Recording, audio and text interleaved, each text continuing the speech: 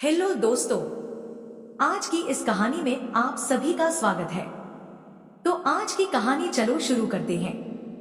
दिल्ली से उसके पति का तबादला जब हैदराबाद की वायुसेना अकादमी में हुआ था, तब उसने उस नई जगह के बारे में उत्सुकतावश पति से कई प्रश्न पूछ डाले थे। उसके पति अरुण ने बताया था कि अकादमी हैदराबाद से करीब 40 किलोमीटर दूर है।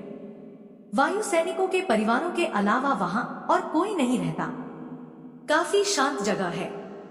यह सुनकर रेखा काफी प्रसन्न हुई थी। स्वभाव से वह संकोच प्रिय थी। उसे संगीत और पुस्तकों में बहुत रुचि थी। उसने सोचा, चलो 3 साल तो मशीनी शहरी जिंदगी से दूर एकांत में गुजरेंगे। अकादमी में पहुंचते ही घर मिल गया था। यह सबसे बड़ी बात थी। बच्चों का स्कूल, पति का दफ्तर सब नजदीक ही थे। बढ़िया पुस्तकालय था और मेस, कैंटीन भी अच्छी थी। पर इसी कैंटीन से उसके हृदय के फफोलों की शुरुआत हुई थी। वहां पहुंचने के दूसरे ही दिन उसे कुछ जरूरी कागजात स्पीड पोस्ट करने थे, इसलिए उन्हें बैग में रखकर कुछ सामान लेने के लिए वह कैंटीन में पहुंची। सामान खरीद चुकने के बाद घड़ी देखी तो 1 बजने को था। अभी खाना नहीं बना था। बच्चे और पति 1:30 बजे खाने के लिए घर आने वाले थे। सुबह से ही नए घर में सामान जमाने में वह इतनी व्यस्त थी कि समय ही न मिला था। कैंटीन के एक कर्मचारी से उसने पूछा, यहाँ नजदीक कोई पोस्ट ऑफिस है क्या? नहीं, पोस्ट ऑफिस तो। तभी उसके पास खड़े एक व्यक्ति, जो वेशभूषा से अधिकारी ही लगता था, ने उससे अंग्रेजी में पूछा था, क्या मैं आपकी मदद कर सकता हूँ? मैं उधर ही जा रहा हूँ। थोड़ी सी झिझक के साथ ही उसके साथ चल दी थी और उसके प्रति आभार प्रदर्शित किया था। रेखा शायद वह बात भूल भी जाती, क्योंकि नील के व्यक्तित्व में कोई असाधारण बात नहीं थी। लेकिन उसी शाम को नील उसके पति से मिलने आया था और फिर उन लोगों में दोस्ती हो गई थी। नील देखने में साधारण ही था, पर उसका हंसमुख मिजाज, संगीत में रुचि, किताबी भाषा में रसीली बातें करने की आदत और सबसे बढ़कर लोगों की अच्छाइयों को सराहने की उसकी तत्परता, इन सब गुणों से रेखा पता नहीं कब दोस्ती कर उसके बहुत करीब पहुंच गई थी। नील की पत्नी अपने बच्चों के साथ बेंगलुरु में रहती थी। वह अपने पिता की इकलौती बेटी थी और विशाल संपत्ति की मालकिन। अपनी संपत्ति को वह बड़ी कुशलता से संभालती थी। बच्चे वहीं पढ़ते थे। छुट्टियों में वे नील के पास आ जाते या नील बेंगलुरु चला जाता। लोगों ने उसके और उसकी पत्नी के बारे में अनेक अफवाहें फैला रखी थी। कोई कहता, बड़ी घमंडी औरत है, नील को तो अपनी जूती के बराबर भी नहीं समझती। दूसरा कहता, नहीं भाई, नील तो दूसरी लड़की को चाहता था, लेकिन पढ़ाई का खर्चा देकर उसके ससुर ने उसे खरीद लिया। स्त्रियां कहती, वह इसके साथ कैसे खुश रह सकती है? उसे तो विविधता पसंद है। लेकिन नील इन सब अफवाहों से अलग था। वह जिस तरह सबसे मेलजोल रखता था, उसे देखकर यह सोचना भी असंभव लगता कि उसकी पत्नी से पटती नहीं होगी। रेखा को इन अफवाहों की परवाह नहीं थी। दूसरों की त्रुटियों में उसे कोई रुचि नहीं थी। जल्दी ही उसे अपने मन की गहराइयों में छिपी बात का पता लग गया था और तब गहरे पानी में डूबने वाले व्यक्ति की सी घुटन उसने महसूस की थी। यह क्या हो गया? यही वह अपने आप से पूछती रहती थी। रेखा को पति से कोई शिकायत नहीं थी, बल्कि वह उसे प्यार ही करती आई थी। अपने बच्चों से, अपने घर से उसे बेहद लगाव था। शायद इसी को वह प्यार समझती थी। लेकिन अब 40 की उम्र के करीब पहुंचकर उसके मन ने जो विद्रोह कर दिया था, उससे वह परेशान हो गई थी। वह नील से मिलने का बहाना ढूंढती रहती। उसे देखते ही रेखा के शरीर में एक विद्युत लहरी सी दौड़ जाती। नील के साथ बात करने में उसे एक विचित्र आनंद मिलता और सबसे अजीब बात तो यह थी कि नील की भी वैसी ही हालत थी। रेखा उसकी आंखों का प्यार, याचना, स्नेह, परवशता सब समझ लेती थी और नील भी उसकी स्थिति समझता था। वहां के मुक्त वातावरण में लोगों का ध्यान इस तरफ जाना आसान नहीं था और इसी कारण से दोनों दूसरों से छिपकर मानसिक साहचर्य की खोज में रहते और मौका मिलते ही उस साहचर्य का आनंद ले लेते। अजीब हालत थी। जब मन नील की प्रतीक्षा में मग्न रहता, तभी न जाने कौन उसे धिक्कारने लगता। कई बार वह नील से दूर रहने का निर्णय लेती, पर दूसरे ही क्षण न जाने कैसे अपने ही निर्णय को भूल जाती और नील की स्मृति में खो जाती।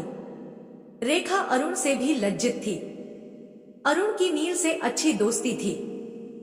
वह अक्सर उसे खाने पर या पिकनिक के लिए बुला लाता। ऐसे मौकों पर जब वह मुग्ध सी नील की बातों में खो जाती, तब मन का कोई कोना उसे बुरी तरह धिक्कारता।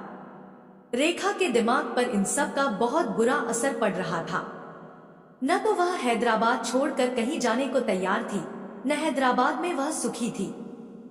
कई बार वह छोटी सी बात के लिए जमीन आसमान एक कर देती और किसी के जरा सा कुछ कहने पर रो देती।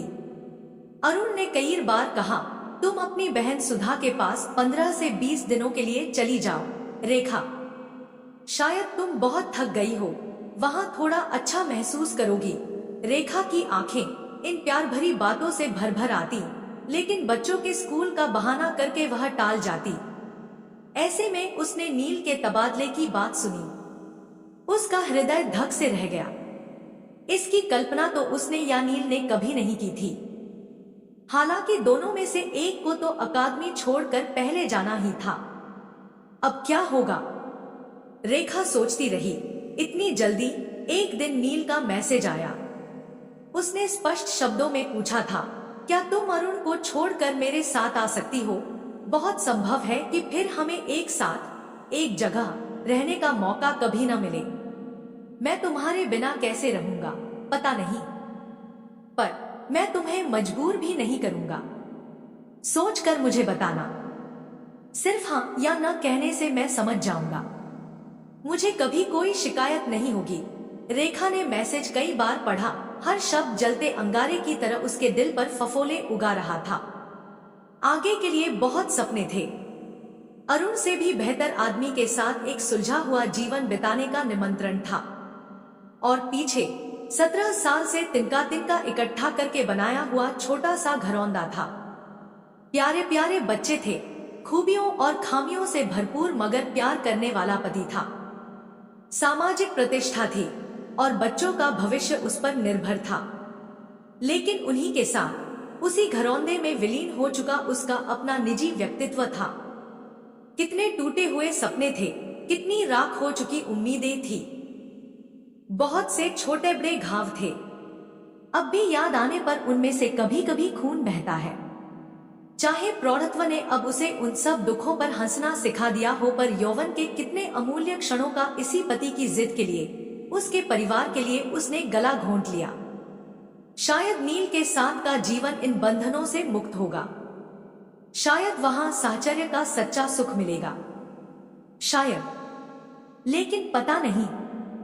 अरुण के साथ कई वर्ष गुजारने के बाद अब वह क्या नील की कमजोरियों से भी प्यार कर सकेगी? क्या बच्चों को भूल सकेगी? नील की पत्नी, उसके बच्चे, अरुण, अपने बच्चे, इन सब की तरफ उठने वाली उंगलियां, क्या वह सह सकेगी? नहीं नहीं, इतनी शक्ति अब उसके पास नहीं बची है। काश नील पहले मिलता। रेखा रोई, खूब रोई। कई दिन उलझनों में फंसी रही। उस शाम जब उसने अरुण के साथ पार्टी वाले हॉल में प्रवेश किया, तो उसकी आंखें नील को ढूंढ रही थी। उसका मन शांत था, होठों पर उदास मुस्कान थी। डीजे की धूम मची थी। सुंदर कपड़ों में लिपटी कितनी सुंदरियां थिरक रही थी। पाम के गमले रंग बिरंगे लट्टुओं से चमक रहे थे और खिड़की के पास रखे हुए लैंप स्टैंड के पास नील खड़ा था, हाथ में शराब का गिलास लिए। आकर्षक भविष्य के सपनों, आत्मविश्वास और आशंका के मिले जुले भावों में डूबता उतराता सा अरुण के साथ रेखा वहां चली गई। आपके लिए क्या लाऊं? नील ने पूछा। रेखा ने उसकी आंखों में झांक कर कहा, नहीं, कुछ नहीं, मैं शराब नहीं पीती। नील कुछ समझा नहीं, हंसकर बोला, मैं तो जानता हूँ आप शराब नहीं पीती, पर और कुछ? नहीं, मैं फिर एक बार कह रही हूँ, नहीं। रेखा ने कहा और वहां से दूर चली गई। अरुण आश्चर्य से देखता रहा, लेकिन नील सब कुछ समझ गया था। दोस्तों, उम्मीद है आप सभी को ये कहानी पसंद आई हो। अगर पसंद आई हो तो वीडियो को लाइक और ऐसे वीडियो देखने के लिए हमारे चैनल को सब्सक्राइब जरूर करें। धन्यवाद।